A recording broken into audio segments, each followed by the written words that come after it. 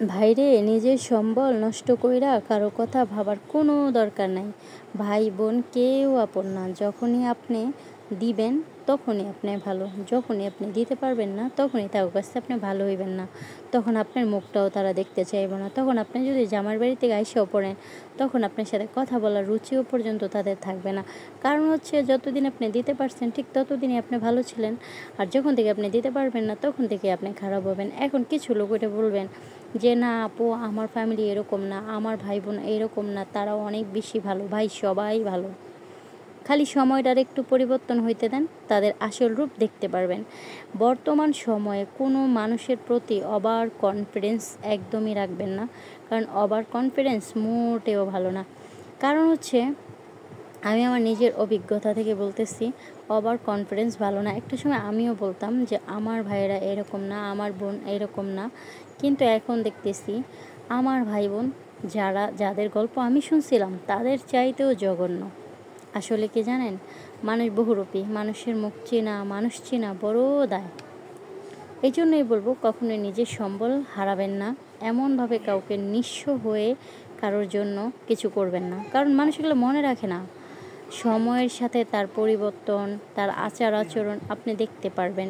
মানুষ আসলে স্বার্থের জন্য অনেক মিষ্টি ব্যবহার করে, কিন্তু ওই মিষ্টি ব্যবহার বেশি দিন থাকে না। যখনই তাদের স্বার্থ ফুরিয়ে যাবে, আপনাকে ঠুস করে ফেলে দেবে, বুঝতেও পারবেন না। মানুষ এইরকমই হয়। যাই হোক, একটা মজার কথা বলি। গ্রামের মানুষ, আইরে আল্লাহ, মানুষে বলে যে গ্রামের মানুষ সহজ সরল, একদমই একটা ফালতু কথা।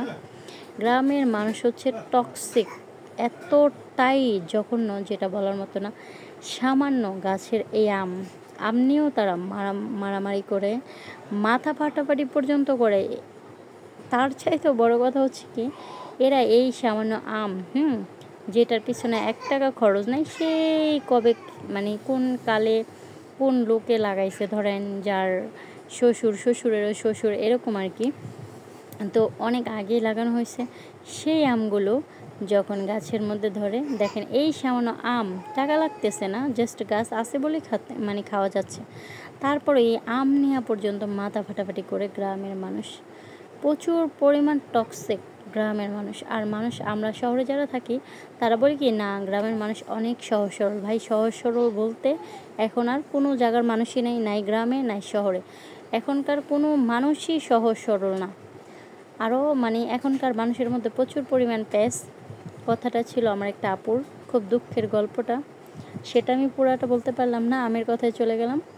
আপনাদেরকে তার বাকি জীবনের গল্পটা আরেকটা ভিডিওর মাধ্যমে জানিয়ে দেব। আল্লাহ হাফেজ।